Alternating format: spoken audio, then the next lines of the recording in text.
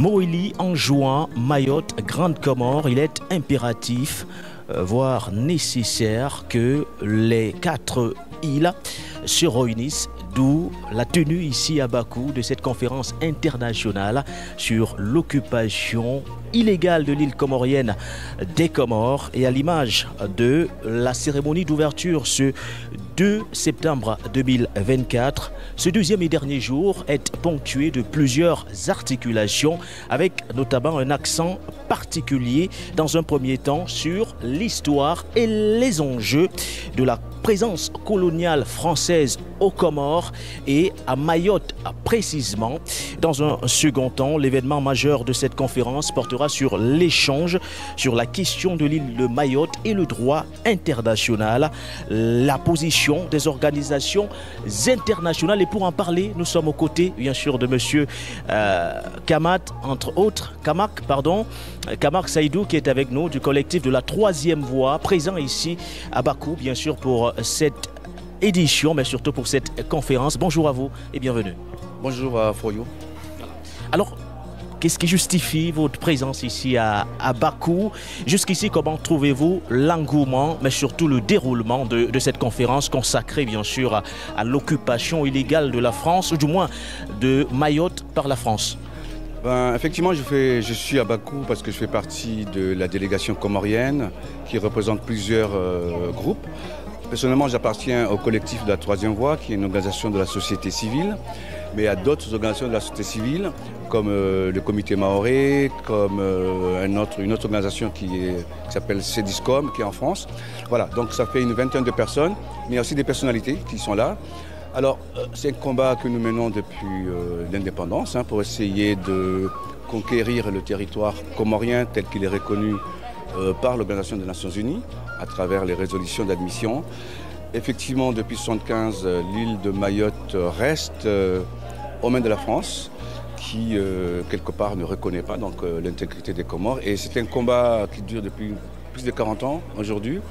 Et Bakou nous offre l'initiative d'en parler, pour que ça ne tombe pas dans l'oubli. Et puis essayer peut-être d'ouvrir des portes, de solutions éventuelles nécessaires, parce qu'il y a beaucoup de conséquences quand même sur les Comoriens. Nous sommes dans un archipel, et le fait que des îles soient divisées, soient séparées, c'est un territoire qui se morcelle. Alors vous êtes convaincu que la libération bien sûr de l'île du moins de Mayotte passera nécessairement par cette conférence internationale ici à Bakou, au regard justement de tout ce qui se passe sur place, les disparités sur le quotidien de tous les habitants sur place. Récemment encore, on parlait des opérations Wambouchou 1 ou encore Wambouchou 2, soldées par un échec par le gouvernement français. Alors, pour vous, c'est pratiquement un impératif aujourd'hui que le monde se lève et se tienne aux côtés aujourd'hui du peuple mahorais de façon générale. Tout à fait, parce que c'est un combat de David et Goliath. La France est une puissance mondiale qui gère beaucoup d'îles et qui a donc cette capacité de faire passer sous les radars des petits pays comme le nôtre. Et donc le fait que nous ayons cette vitrine internationale nous donne l'espoir qu'on peut toujours continuer à se battre. Parce que, voyez-vous, si on n'a pas ces occasions-là, on n'a pas de télévision, on n'a pas de visibilité mondiale, la question est oubliée. Alors que les conséquences sont nombreuses. Vous avez parlé de Wambouchou. Ce sont des populations qui sont, je ne dirais pas déportées, mais qui sont transférées de manière violente. C'est des familles qui se brisent. C'est une histoire qui se disloque. Et voilà, donc nous avons besoin de nous exprimer, nous avons besoin de faire connaître, de faire comprendre, et de ne pas faire oublier ce combat-là, parce que nous sommes trop petits et il faut que les peuples et les pays nous aident à ce que nous puissions, parce qu'on n'a pas les moyens de nous battre par des armes, donc on ne peut que parler, et essayer de discuter et avoir les soutiens nécessaires. Surtout que c'est pas un problème de décolonisation, c'est le respect d'une résolution des Nations Unies.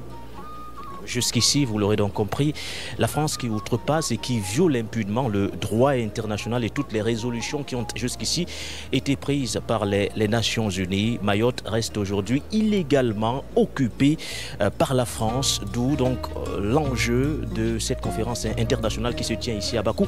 Merci à vous, M. Camara, on aura l'occasion d'échanger tout au long de cette journée. Merci. Très bonne conférence à vous. Vous l'aurez donc compris, mesdames, messieurs, vous êtes sur les antennes de For You Media Africa pour ce deuxième et dernier jour de cette conférence internationale sur l'occupation illégale de l'île comorienne de Mayotte. Vous aurez l'occasion de suivre la conférence en question qui sera bien sûr modérée par le directeur exécutif du groupe du groupe Initiative de Barkou, M. Ablas Ablasov, qui sera des nôtres également tout au long de cette journée. Voilà, nous sommes en direct donc d'Azerbaïdjan, l'équipe de For You Media Africa déployée sur le terrain. Paul Yonga Botler Guinée pour For You Media Africa.